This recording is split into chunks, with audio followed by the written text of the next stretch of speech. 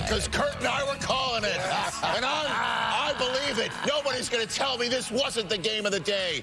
Even though Donovan Peoples-Jones was the only touchdown of the day. We got a touchdown. We did. There it is.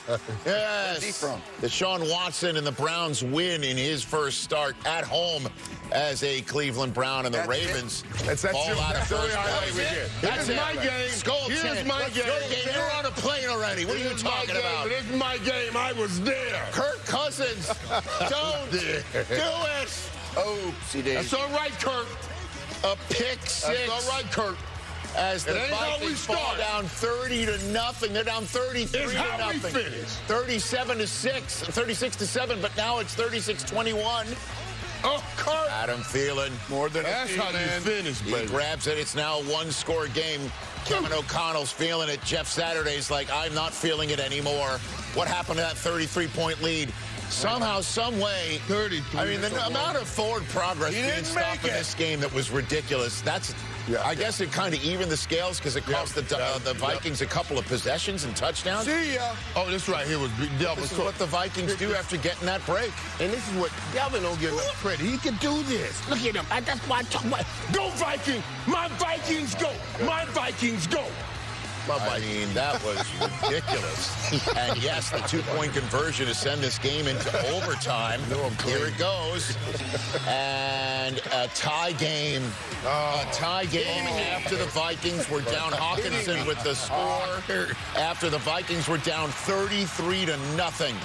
They're now sending the game into overtime, tied at 36 in overtime. Oh, my God. Here's Joseph for the game winner from 40 yards out, and he got it. And the Indianapolis Colts and the Vikings. Yeah, shirts off. Shirts off. Shirts off, chains off. Keep your shirts on, though, guys. 39-36 is the final. As the Vikings stay in front. I mean, had they lost that game, the Niners would be the 2 seed. Right now, the Vikings are still the 2 seed. And as we mentioned tonight, the Commanders and Giants have at it. The Cowboys win in Jacksonville. They clinch a playoff spot. And that's the scenarios in the NFC. If the Chiefs win today, they clinch the AFC West. The Ravens fall out of first place in the AFC North. The Bengals will take the AFC North lead by a half game into their game against Tampa. The Patriots are in Vegas. The Chargers are at home across the street against the Titans. The Jets take on the Lions. If the Patriots win, they would stay in that spot right there. If the Patriots and Chargers win, they would both be in the wild card, and the Dolphins would be on the outside looking in. The Jets have a chance to get into the wild card position today as well. What do you take out of those Saturday games, Steve Mariucci? You know, I'm in the hotel yesterday. You know, I'm watching Irvin, the pregame show, you guys on the next show. I'm just sitting there all day long. I thought I died and went to heaven watching all these games, right? And then I'm flipping back to Jackson State. They're in the bowl game, right? Dion goes in overtime in the bowl game. Oh, yeah. Great football. Coaching, by the way, I was 0 years old that knew that Prime was coaching Roger Goodell's nephew. I had no idea. Yeah, what a year he had. Then he got on an airplane, went to Colorado last night. Anyway, I saw him in Atlanta this week. But let's just talk about, you know, it's not over till it's over, right, guys? I mean, you're talking about that Viking game, and here comes Kirk Cousins back. He throws for over 400 yards in the second half.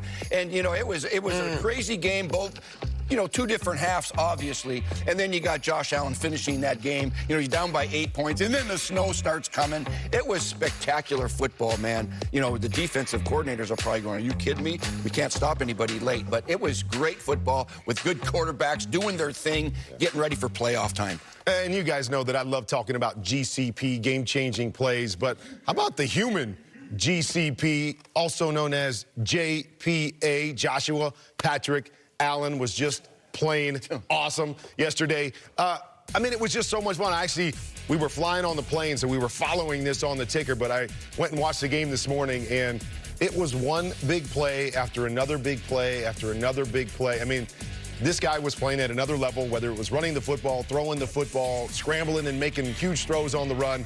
It's just so fun to watch the young quarterbacks that we have in our league, and this guy is a special player. Add a little snow to the mix in the fourth quarter, bringing his team back for the win. It was just, that was my big takeaway. Is we've had some ups and downs with Josh Allen. He was front runner for the MVP coming into the season. And, man, that was a huge MVP performance in a great game. And how about a little bit of love for Miami? Everybody thought they were going to go into the cold and fold and shut down. Right. Physically, they went in there and ran the football and did what they needed to do. They showed that they belong in that conversation. So, tip of the hat to Miami as well. Right, and that was a great game. And the first thing I thought about when I was watching that game, because it's Miami and all that snow, and I was like, oh, man, it took me back to, the Thanksgiving game with Miami, Leon led. And I know we're close to Christmas. It's not Thanksgiving, Leon. I'm sorry for bringing your name back up. But that's where it went. And then, y'all know how we watch football games now. Since I picked Kirk Cousins as my MVP, I'm watching with a keen interest. And when I yelled right there when Minnesota, I said, go my Minnesota Vikings, Kurt snickered you're going to try to grab this too, Michael. And yes, I am. Oh, come on. We know. Yes, I am grabbing this. I mean, 400. Coach, what did he throw for? 33 Did you not see the pick six in the highlight, Michael? They don't count. They don't count. Don't matter. Don't matter because he won the game. Then if you lose the game, you bring up that pick six. But when he wins the game, you bring up all the great things he did. And Kirk Cousins did some things yesterday. And I love it. I like that I was the only one in his corner. The only one that believed in Kirk. The only one that had faith Kirk can do anything. And Kirk, you did some great things. I was just so happy. And I said to myself, I can't wait to see Kirk Button. I'm going to hit it as soon as I see it. You like that. That's what Kirk did for us. Fun. It was insane. You have to give it up to the Minnesota Vikings. I mean, what they did yesterday, and it was great. I'm just giving you a little bit of pushback right there. It was remarkable. Here are my two takeaways from that game. The fact that the Indianapolis Colts fire Frank Reich, and now Frank Reich nails that job. He no longer has the record for the quarterback of the greatest comeback in the history of the NFL now either, after a 33-point blown lead. And they were up, by the way, the Colts 36-7 with 3 minutes to go in the third. How in the world did that happen? The officiating also needs to be held to account in that game as well. The number of whistles that got blown too early, it was ridiculous. And then, focusing on the game of the year in Cleveland, because we called it, Kurt, I am concerned about the Ravens. Hopefully Lamar can come back, but Calais Campbell and Marcus Peters limped off in that game. The receivers haven't scored a touchdown since week 3. Lack of passing game. I mean, the run game looked good, but I don't know what that was last night. What about the note of the 33-point swing that you were talking about? I thought that was cool. Oh, yeah. A little nugget for the fans. Right, that we may see a team blow a 33-point lead again, even though it took 100-some-odd years for us to see it for the first time.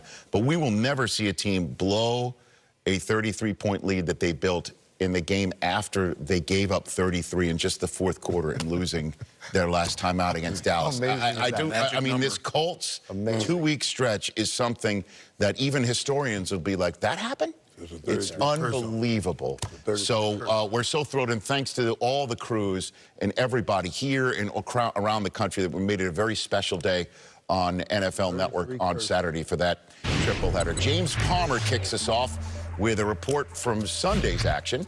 In advance, Soldier Field. Take it away, James. Only Frank Well, thank you, Rich. It is 17 degrees. With the wind chill, it feels like 2 right now. And I talked to Bears safety Jaquan Brisker this week. He said it's going to be an old-school college football game. He mainly said that because these are the top 2 teams in the NFL in rushing, and their quarterbacks carry the ball like a running back. Justin Fields, over 900 rushing yards this season. Jalen Hurts, 10 rushing touchdowns. Old-school ground and pound here in Chicago. Now let's go to someone that could probably feel their face, Bridget Condon in Jacksonville.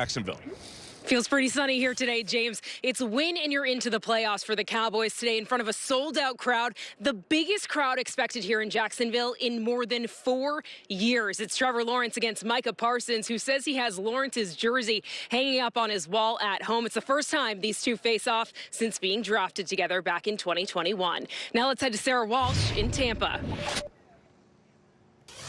The Bengals woke up in Tampa this morning as the top team in the AFC North. They're looking for their 6th straight win. The Buccaneers, they're also division leaders, but they don't have quite that same momentum. Tom Brady said this week everything has been a problem for his offense, and he said Todd Bowles put it on them to fix it. He said today it is our responsibility to go out and do that. Now to Judy Batista in East Rutherford.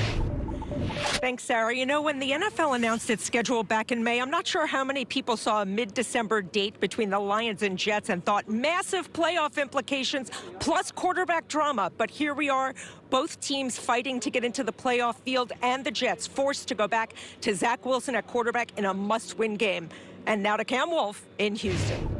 Thanks, Judy. It's a homecoming for Patrick Mahomes, his first pro game in Texas. And we're in Houston, about 200 miles from where he grew up in Tyler. But I'm told Mahomes is excited to have a good contingent of friends and family here. And it could be a big celebration for the Chiefs, who clinch a 7th straight AFC West title with the win over the Texans. Now to Ian Rappaport with some quarterback news. Thanks, Cam. Colton McCoy starts for the Arizona Cardinals today because Kyler Murray is out for the season with a torn ACL. My understanding, it is a clean ACL tear, no other ligaments involved, but he does have associated meniscus damage. He's going to prehab for about 2 to 3 weeks and then have surgery, probably around New Year's. Faces a 9-month recovery, which means there is a chance, I would say a real chance, that Kyler Murray is not ready for the 2023 season.